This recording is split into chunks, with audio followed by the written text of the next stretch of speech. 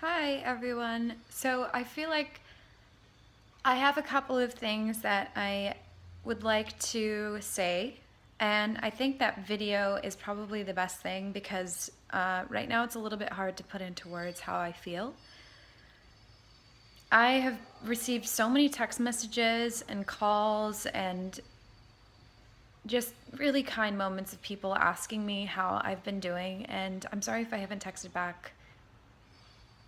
It's a very difficult question to answer because I'm actually doing really, really well. And to text that doesn't seem like it's real.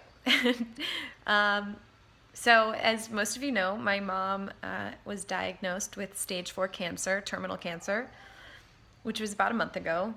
I made a GoFundMe page. As an aside, thank you so much to all of the people that have donated. I will get there. I will get there because I think that needs to be acknowledged in a more thorough way.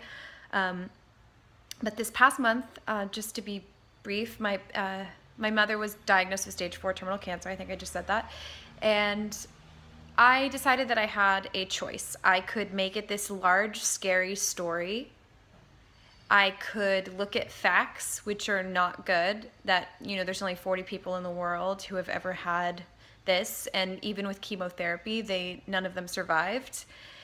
And I could take this big, scary word, cancer, and I could let it defeat me. And I did. I have to say, I did that for a couple of days. I felt very dejected. I literally, I think I said to somebody, I don't think I'll ever be happy again. And you know what? Something in me knew that was not right. That was not correct. That was not true. And I have had an amazing transformation in what seems to be just a little under a month. Where it's one thing to be theoretical and to philosophize about the things we believe, and it's another thing to actually practice them in the times when we need them most, when we really have to believe them and not just say them because it feels good to say it or to satisfy our mind. And that's why when I say I'm doing well, it's because I really am. And I feel a sense of security, and I feel very much intuitively led and trusting and allowing things to be exactly as they are, while being solution based, putting in an amount of work. And work not even in like it's labor, but it's a joy actually to learn about the body and to learn about how many homeopathic remedies there are, and to see my mom intuitively navigating that world and listening to her body and staying strong and telling me moments when she's scared and being honest. But really, I mean, the woman is amazing. We've traveled so much together in this past month, and I've just loved so much getting to see her in what would be for other people the worst times, just seeing her very focused on what is next. And she's a master of the day by day. We focus on now. What do we have right in front of us? How are we going to do it efficiently? How are we going to set ourselves up for success for tomorrow? And that's how she's approaching this, very methodically. We've gone to cancer conventions. We've done so much. And actually, she did want to make a video with me, but I literally was like, it was pouring out of me, the gratitude and this feeling, and I felt like I had to share it with people. And so she's not here with me, but I do have this painting that somebody made of her when she was 15 or 16, and I just love it so much. And I also think I look a lot like her now. I'm realizing by the way, I'm so much like her. If you know my mom or you don't know my mom, I'm her. In fact, I looked on and I think I might be Anita. So I just want to say I'm doing well. My mom is doing well. And I want to say thank you for everything that has already come our way. I realize that you cannot do anything alone. You have to ask for help. And there's a long list of people that I want to acknowledge. And I will acknowledge, but I have to say, when I first found out about the diagnosis, my best friend Dora came with me to the hospital, and she comforted me, and she, in a very real and practical and grounded way, told me that we just kind of we had to get started. Like she started doing research. She asked me questions. She pushed me when I was in kind of a slump and was kind of like not actively seeking out solutions. And she talked to her dad, Bernard Hiller, who's an international acting coach, a master speaker, counselor, life coach. He's just an incredible person. He changes people's lives. And he said, we're going to beat this. He gave me hope. He gave me angles to talk to the press, to try and get more visibility. He's still currently, I feel like it's just overpouring. I love that I have to find new ways to say thank you. The Hyam sisters that I've known since I was younger were very generous and very much there for me and said, we've got your back. And this, and so many of you donated that I haven't seen in years. And that's absolutely amazing that you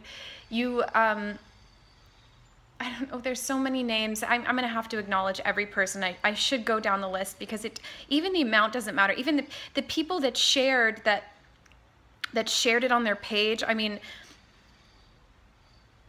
I will see every one of you that donated at some point. I will.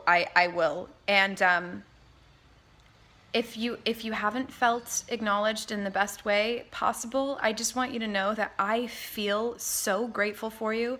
And I have been doing meditations on gratitude, and all of you are in my thoughts and in my prayers. And I just wanted to say thank you. And I'm really excited to share a lot about what I've learned. And I actually,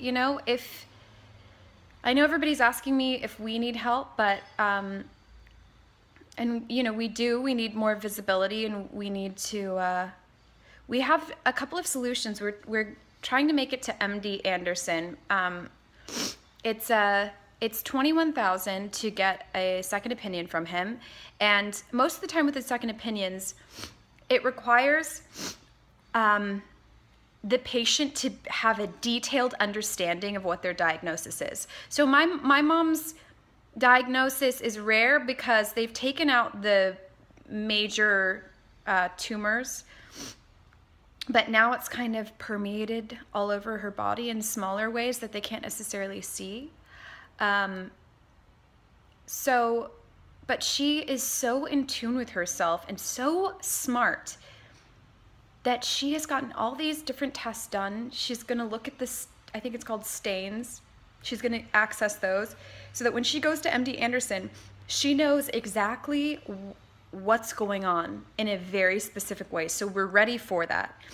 And also there is an alternative treatment center in Mexico. The name is escaping me, but it's a renowned alternative health center for cancer patients. And what that would give her would be like a landing place where she could have care, like patient care, excuse me, I'm losing my train of thought, and have kind of a hub so that with the diagnosis and with mainstream medicine, but also remember that chemotherapy did not work for the 40 people that were diagnosed. In the world, only 40 people. So alternative treatments are a must. It's not just in lieu of or because we don't want, conventional medicine. We're not saying, forget about conventional medicine. We're saying we need to find every option at this point. We want to be the trailblazers for other people that have this. More answers. I mean, obviously more answers can help more answers. And I'm sure every form of cancer started first with a small amount of people that were survivors. And now here we are. So yes, so monetarily wise, that's what we need. But also what I need for people too, is I want to help you. That sounds bizarre, but I am in such a space of gratitude, and I think in order to get out of my own mind and my head and my body, I need to help other people, because I have felt how much it can transform your life to have help and be supported. And I want to help. So if you have any sort of random things, I could sing it like your grandpa's convalescent home. I love that. I could, like, I've always wanted to do a convalescent home tour. I'm not even joking. Anything, really. If you want just like hands for sewing for one of the days or something, I want to kind of work those into my schedule so I can help people and feel like I'm connected. And I just wanted to say thank you again. I love everyone. I'm in such a space. I'm in such a space. And that's it. I didn't tell my mom I was making this video. She doesn't know, and I'm sure she would have wanted to say thank you. And it seems like she's, she's gonna want to say something as well. I'm gonna record a video of her talking, because if you don't know my mother,